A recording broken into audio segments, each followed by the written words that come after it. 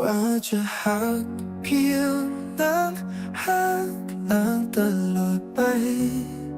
สุดหัวใจของไอมีแต่นางจากวันนี้ส่วนยาลันจะหักสุดตรงทุกอย่างบ่มีทางที่ไอจะเพียง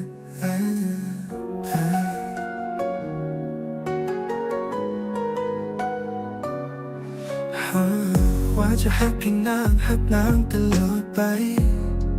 สุดหัวใจของไอมีแต่นางจากวันนี้ส่วนยาลันจะหักเสียตรงทุกอย่าง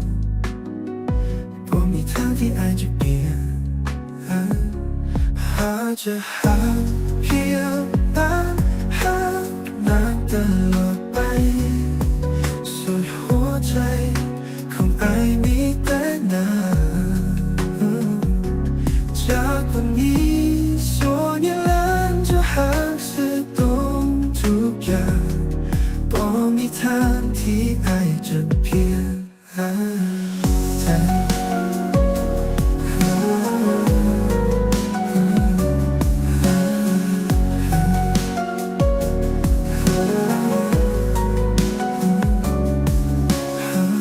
ว่าจะหักเพียงนางหักนางตลอดไปสุดหัวใจของไอมีแต่นางจากวันนี้ส่วนยาลันจะหักเสียตรงทุกอย่างบ่มีทางที่ไอจะเปลี่ยนทันทีว่าจะหักเพียงนางหักนางตลอดไปสุดหัวใจ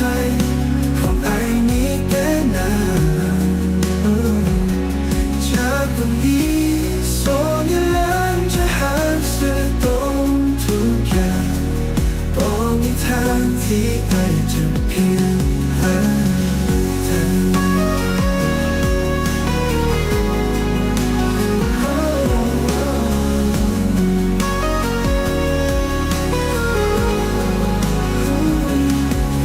จะหักเพียงนางหักนางตลอดไปสุดหัวใจของไอมี